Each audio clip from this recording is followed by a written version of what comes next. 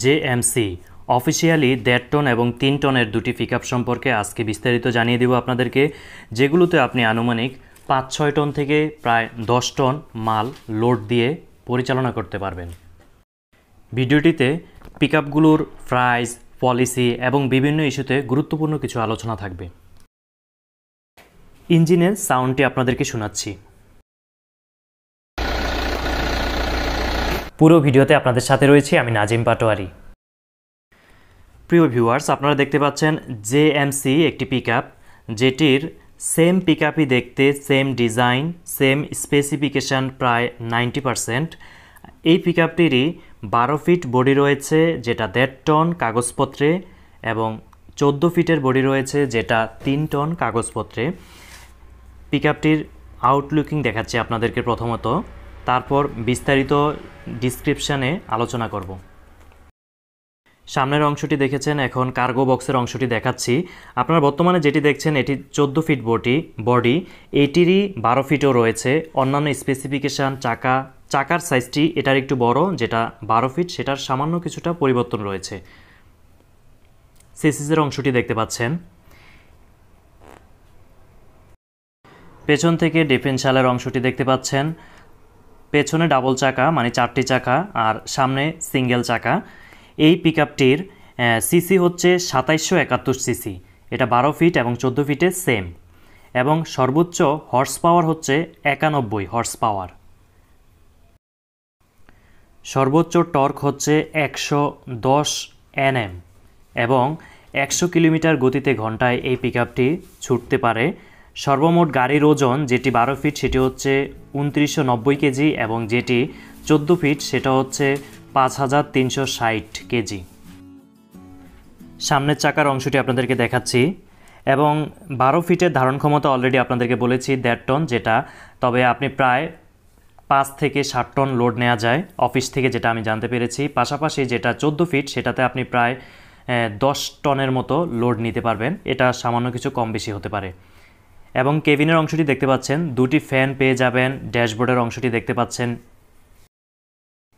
Pickup সেগমেন্টে এই পিকআপটিতে আপনি পাচ্ছেন অ্যান্ড্রয়েড ডিভিডি প্লেয়ার।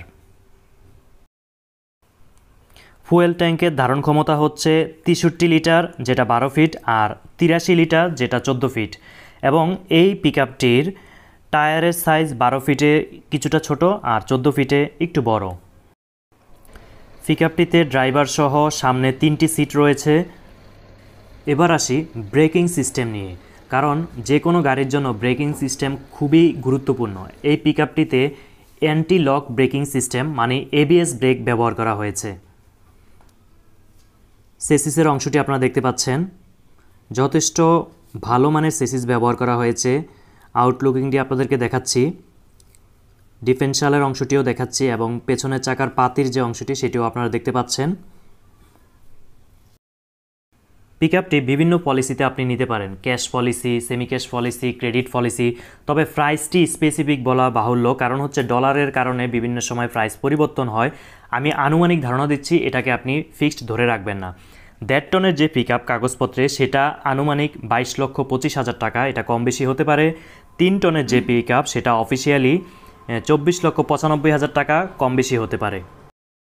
পিকআপটির কেবিন উঠানো যায়, উঠিয়ে আপনাদেরকে ইঞ্জিনের অংশটি দেখাচ্ছে, এবং ইঞ্জিনের সাউন্ডও শোনাবো, যদিও শোরুমের ভিতরে সাউন্ড বেশি।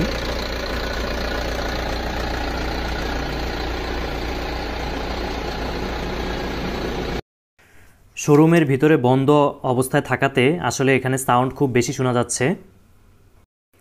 এই পিকআপটির বাংলাদেশের sole distributor Rancon automobiles limited. পিকআপটি সংক্রান্ত যে কোনো তথ্যের জন্য আপনারা স্ক্রিনে উঠা এই নাম্বারে ফোন করতে পারেন, অথবা ভিডিও ডিসক্রিপশানে ফোন নাম্বার সম্পৃক্ত করে দেব। আপনারা যে কোনো বিষয়ে বিস্তারিত জেনে নিতে পারেন, সরাসরি শোরুমে এসে পিকআপটি দেখেও যেতে পারেন। প্রিয় ভিউয়ার্স, এই ধরনের প্রোডাক্ট রিভিউ এবং বিভিন্ন যানবাহন সহ অন্যান্য যে ইনফরমেশন টেকনোলজি সংক্রান্ত যে কোনো ধরনের প্রোডাক্ট হতে পারে, সেটার রিভিউর জন্য আপনি যদি আমাদের সাথে যোগাযোগ করতে চান, সেক্ষেত্রে ভিডিওর ডিসক্রিপশানে আমাদের অফিসিয়াল জিমেইল অ্যাড্রেস দেওয়া রয়েছে, সেখানে আপনি নক করতে পারেন, অথবা সেখানে ফোন নাম্বারও সম্পৃক্ত করে দেওয়া হয়েছে, সেখানে ফোন করে আপনি আলোচনা করতে পারেন। এই পিকআপটি সংক্রান্ত কোনো প্রশ্ন যদি আপনার থেকে থাকে অবশ্যই কমেন্ট করে যেতে পারেন। আর যারা এই পিকআপটি অলরেডি ব্যবহার করতেছেন, যেহেতু বাংলাদেশে এটি অত্যন্ত পরিচিত একটি পিকআপ, তারা এই পিকআপটির ভালো ভালো কী দিক রয়েছে সেগুলো কমেন্ট করে জানাতে পারেন। এবং আপনি যদি কোনো বিষয়ে সমস্যার সম্মুখীন হয়ে থাকেন সে বিষয়ে অবশ্যই কমেন্ট করে জানাতে পারেন।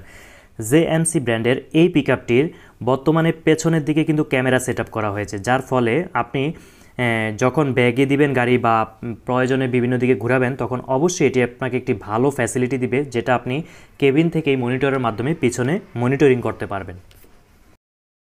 এবার আসি মাইলেজের বিষয়। যদিও স্পেসিফিক কোনো গাড়ির মাইলেজ বলা বাহুল্য, কারণ রাস্তা এবং ড্রাইভারের কন্ডিশনের উপর মাইলেজ নির্ভর করে, তাই আনুমানিক বলছি এই পিকআপটির মাইলেজ 10 কিলোমিটার। এটা কম বেশি হতে পারে লোড ক্যাপাসিটি এবং বিভিন্ন সার্বিক পরিস্থিতির উপর।